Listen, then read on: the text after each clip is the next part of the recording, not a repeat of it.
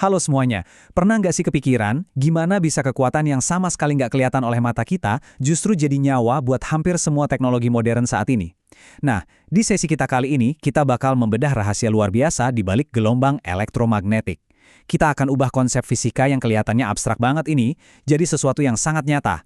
Percaya deh, apa yang bakal kita bahas ini pada dasarnya adalah sihir dunia nyata yang benar-benar bisa dijelaskan dengan hukum fisika. Sebagai permulaan, coba deh pikirin pertanyaan sederhana tapi bikin penasaran ini. Gimana caranya sinyal Wi-Fi bisa nembus dinding beton yang super tebal di rumah kalian? Maksudku, kalian mungkin lagi dengerin penjelasan ini pakai koneksi nirkabel kan? Informasinya itu lompat-lompat di udara kosong, nembus benda padat, dan langsung nyampe ke perangkat kalian dalam hitungan milidetik. Kok bisa? Nah, jawaban dari misteri sehari-hari ini ada di dalam cara kerja gelombang elektromagnetik yang bakal kita kupas tuntas hari ini. Biar nggak bingung, ini nih peta perjalanan kita. Pertama, kita bahas konsep dasarnya. Kedua, kita lihat sifat fisik dan hitung-hitungan matematikanya. Ketiga, kita eksplorasi spektrumnya yang luas banget. Dan terakhir, kita lihat aplikasi modernnya. Oke, langsung aja kita masuk ke bagian pertama, konsep dasar. Ini fondasi dari kekuatan kasat mata kita. Jadi, apa sih sebenarnya gelombang elektromagnetik itu? Simpelnya, gelombang ini tuh perpaduan dari dua medan, yaitu medan listrik dan medan magnet. Kunci pentingnya di sini, kedua medan ini bergetar, tapi saling tegak lurus satu sama lain. Coba bayangin ada dua ombak yang lagi jalan bareng. Yang satu naik turun, yang satu lagi gerak kiri kanan. Mereka ngunci satu sama lain dan melaju ke depan bawa energi. Dan tahu nggak apa yang bikin gelombang ini beda banget dari gelombang suara atau air? Mereka sama sekali nggak butuh medium buat merambat. Artinya, mereka bisa dengan bebas meluncur menembus ruang hampa yang kosong lompong di luar angkasa sana. Kalau kalian ingat pelajaran fisika soal arus bolak-balik atau AC dan transformator, nah konsep kita hari ini tuh sebenarnya kelanjutannya.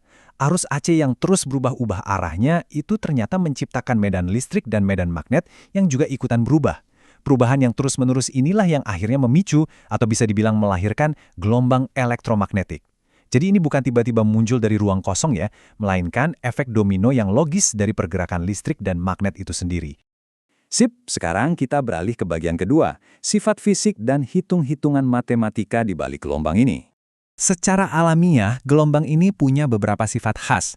Pertama, mereka ini termasuk gelombang transversal. Cocok ya sama analogi getaran tegak lurus yang kita bahas tadi. Kedua, seperti yang udah aku tekankan, mereka adalah pelancong sejati yang bisa nembus ruang hampa. Ketiga, mereka itu nggak cuma sekedar lewat, tapi beneran bawa energi. Dan yang terakhir, mereka ini sangat interaktif. Gelombang-gelombang ini bisa memantul, bisa membelok atau refraksi, bisa saling bertabrakan dan berpadu alias interferensi, bisa nyebar saat lewat celah kecil, dan arah getarnya bisa disaring lewat proses yang namanya polarisasi. 300 juta. Coba resapi sebentar angka ini. Ini bukan sembarang angka loh. 300 juta meter per detik. Atau kalau mau pakai gaya ilmuwan, 3 dikali 10 pangkat 8 meter per detik. Ini adalah C, alias kecepatan cahaya di ruang hampa. Ini tuh benar-benar batas kecepatan maksimum di alam semesta kita. Semua gelombang elektromagnetik tanpa terkecuali melesat dengan kecepatan mutlak ini saat mereka jalan-jalan di luar angkasa sana. Skala kecepatannya gila banget kan? Dan karena kecepatan C ini selalu konstan di ruang hampa, kita dihadapkan sama satu rumus fundamental yang menurutku indah banget. Kecepatan atau C itu selalu sama dengan frekuensi yang dilambangkan dengan huruf F dikalikan dengan panjang gelombangnya yang disimbolkan pakai huruf Yunani lambda. Ini tuh mirip sistem jungkat-jungkit, karena C-nya nggak bakal berubah, otomatis kalau frekuensi gelombangnya dibikin naik, panjang gelombangnya ya harus turun, begitu juga sebaliknya. Rumus simpel inilah yang jadi kunci buat mengkategorikan seluruh jenis gelombang yang bakal kita bahas habis ini. Biar makin asyik, yuk kita coba pakai rumus ini di dunia nyata. Bayangin, kalian lagi dengerin stasiun radio FM kesayangan di frekuensi 100 MHz. Pertanyaannya, seberapa panjang sih bentuk fisik gelombang yang lagi dipancarkan dari menara radio itu? Gampang. Langkah pertama, kita data dulu. Frekuensinya 100 MHz alias 100 juta Hz. Terus, kecepatan C tadi adalah 300 juta meter per detik. Langkah kedua, kita putar rumusnya buat nyari si lambda. Panjang gelombang sama dengan kecepatan dibagi frekuensi. Langkah ketiga, tinggal kita bagi deh. 300 juta dibagi 100 juta. Hasilnya, tepat 3 meter. Jadi, gelombang tak kasat mata yang nganterin lagu ke mobil kalian itu, wujud fisiknya beneran punya panjang 3 meter dari satu puncak ke puncak lainnya. Keren banget kan? Lanjut ke bagian 3 yuk. Saatnya kita eksplorasi spektrum lengkapnya, dari gelombang radio sampai sinar gamma.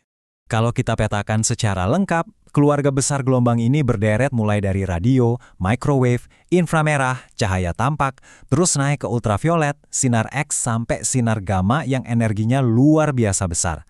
Yang bikin takjub, setiap kita geser posisinya di spektrum ini, kita nggak cuma ngubah ukuran matematikanya aja, tapi juga secara drastis mengubah fungsi gelombang tersebut di dunia nyata.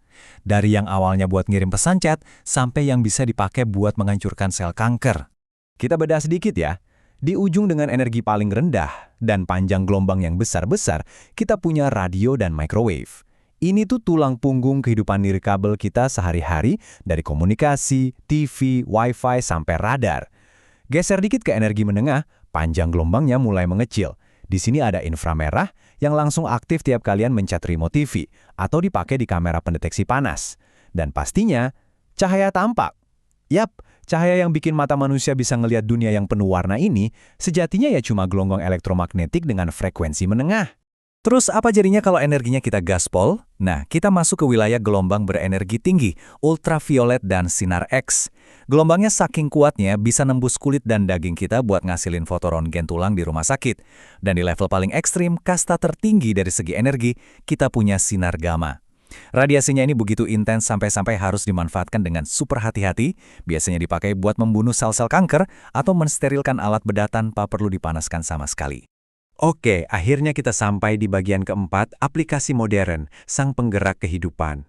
Fakta yang nggak bisa dibantah adalah, tanpa pemahaman soal fisika gelombang ini, kehidupan modern kita bakal langsung runtuh saat ini juga.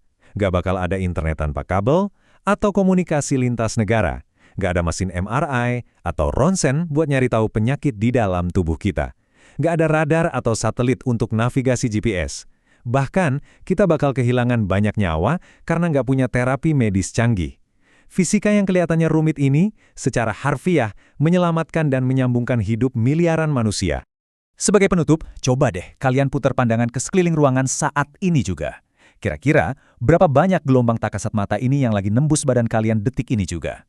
Ada sinyal Wi-Fi dari router di pojokan, gelombang radio lokal yang lagi lewat, radiasi inframerah dari suhu tubuh kalian sendiri, atau cahaya tampak dari layar yang lagi kalian tonton ini. Alam semesta tempat kita tinggal ini beneran dipenuhi sama tarian medan listrik dan magnet yang terus bergerak bawa informasi kemana-mana. Terima kasih udah ngikutin penjelasan seru ini, jangan berhenti nanya tentang gimana alam semesta bekerja, dan sampai jumpa di penjelajahan ilmu pengetahuan kita selanjutnya.